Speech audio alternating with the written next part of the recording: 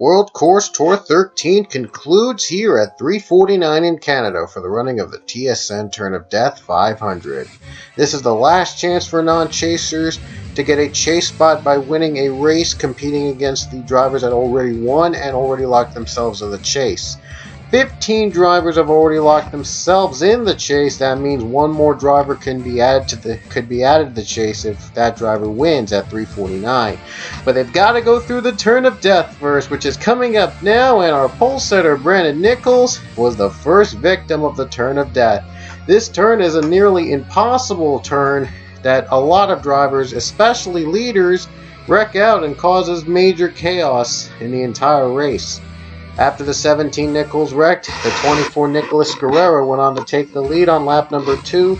He's a winner this season, so he's already in the chase. So he's trying to avoid other drivers from getting in the chase by winning.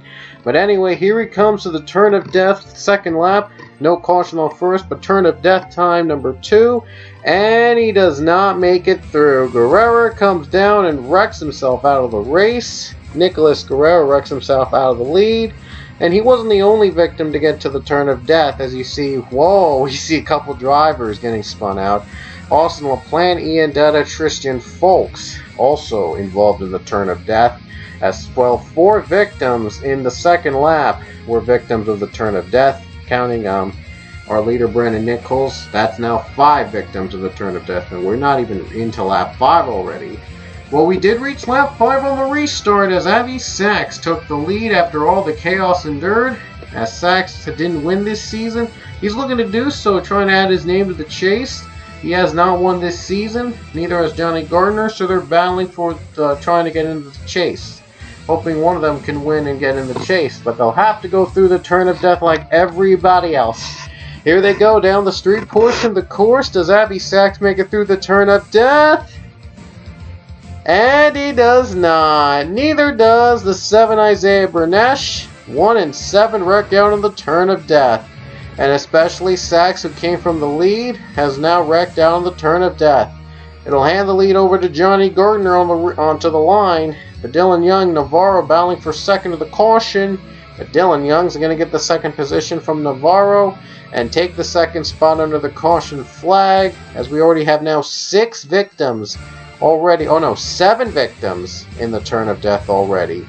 On the restart, Gardner took the lead, but on lap 8 he'd have to face the Turn of Death on his own, and he didn't do so right here. He gets loose on it and spins out. Sean Harple nearly got the Turn of Death to clobber him, but he was able to save it in time through the cars, and he wasn't the only driver in the Turn of Death this lap. PJ Williams involved in a wreck behind him, and that's now 9 victims of the Turn of Death. And now, speaking of 9, the number 9 of Angel Navarro is hoping not to be victim number 10 in the Turn of Death, and well, he can count him as number 10 as the victims of the Turn of Death. And Navarro goes for a spin, and he's out of contention for the lead. Ooh, Dion Scott nearly hits the 9, and that would have been awkward, but he saves it. And Kyle Collins took the lead halfway through the race. But after pit stops went underway, Pichu would take the lead on the after pit stops on the restart. And you notice probably the pace car always gets onto just after the green flag lap, just gets on the pit road to start the race just after he crosses the start-finish line. That just happens sometimes. And sometimes it goes in their pit stops normally. Other times it just goes in after it crosses the start-finish line. It happens. And I can't fix it because, well, I'm not really an expert in fixing those kinds of stuff. And it also makes for some interesting restarts coming into before the Turn of Death. As you see, RJ Bishop just makes the pass for second against Dylan Young. Pichu pulling away to the lead. But will he survive the Turn of Death? And he will not. Pichu spins, becomes the 11th victim of the Turn of Death today. And there were more victims as well. That would be number 12 and 13, Kyle Collins and Sean Harple, both involved in a crash at the Turn of Death. And I don't think this will count towards the Turn of Death. This happened, I think, before they reached the Turn of Death. Tony Green, Nathan Hudson, and Chris Washer got together, collaborated up before the turn of death, and they both go for a spin. And all three of them go for a spin, I should say. Not both, all three. And they would be out of the race. Nathan Hudson, he's already locked in the chase with his 5 wins this season. So he's got to worry about, well, if he'll never get those consistencies he had before again in the chase. Well, that's a concern. And speaking of concern, turn of death victim number 14 is RJ Bishop. He spun out on the turn of death from the lead, and a battle for the lead right coming out of it. Dylan Young and Joshua Bolkin, the 97. Neither of these drivers have won this season, hoping to battle it out for possibly the win. And Dylan Young gets through the 97 Navarro for the lead, and you see Dylan Young taking the lead. No caution though. Sometimes the caution comes out after the turn of death wrecks, and other times it doesn't. Yeah, that's another random predicament that 3Fourty9 has. And anyway, Dylan Young, he's got to stay clean and green through the turn of death. Does he do it? Oh, he does. He does hang on to it by just barely hangs on to it, the turn of death. Doesn't let it clobber himself, but he has to come down pit road with almost 4 laps to go. For some reason, he has to come down. So is Joshua Bolkin. That's going to hand the lead over to 3-time winner, I should say, Jackie Tang. Jackie Tang looking for his 4th win of the season, and Roman Rahal running in 2nd. Leia Walker's running in 3rd. The highest non-chaser running is Eric Powers running in 4th. So if a chaser does win, I didn't mention this earlier, but if a chaser does win this race, then we'll have to go to the All-Star Showdown with the non-winners, and only the winner will get the chase spot. Here we go, 4 laps to go. Will Jackie Tang make it through the turn of death? No! Jackie Tang gets spun on the corner, loses the lead to Roman Rahal. Rahal makes it through. Caution's out. That'll end the race with 3 laps to go.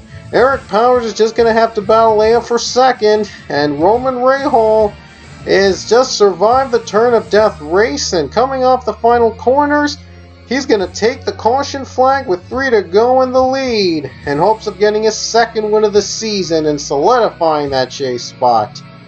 And on the restart though, Leia Walker surrendered 2nd onto the restart, and Eric Powers moved up to 2nd, but it won't be enough. Coming off the final corner, Roman Rahal becomes a 2-time winner this season here at 3Fourty9, winning the TSN Turn of Death 500. That now means that the non-winners will have to compete in the All-Star Showdown for the final chase spot, and only the winner will get the 16th and final chase spot on the grid. Here's the rest of the results. Eric Powers was the highest non-chaser in 2nd, but he bumped up to 2nd after Leia Walker pitted during the caution flag with 2 laps to go. Nothing he could do, unfortunately, and here's the rest of the field. And now, without further ado, let's show you the chasers we have so far and our other All-Star competitors competing in the All-Star. So here we go. Alrighty guys, here are the chasers that are currently locked into the chase. 5-time winner Nathan Hudson, 3-time winner Jackie Tang, 2-time winners Roman Rahal, Jordan Newman, Benjamin Miles, and the other winners Dylan Young, Jasmine Acosta, Dan Coffey, Nick Alton, Mason Powers, Nicholas Guerrera, Kyle Collins, Tony Green, Ian Dutta, and Jacob Lawler. I did say Young was not in the chase, but he was in the chase, so my apologies for that. And all 15 of the chasers will be locked into the All-Star race. Also joining them in the All-Star race are Luke and Leia Walker, past winners, also TA2 winners this season, and Cody Hagan will be given a one-time deal in the All-Star race because I had promised him he was going to be a part-timer in the World Course Tour, but I never got to put him there. So he will be added as a one-race deal in the All-Star race just for him. And for the rest of you guys that are not on the list, you'll have to compete in the All-Star Showdown.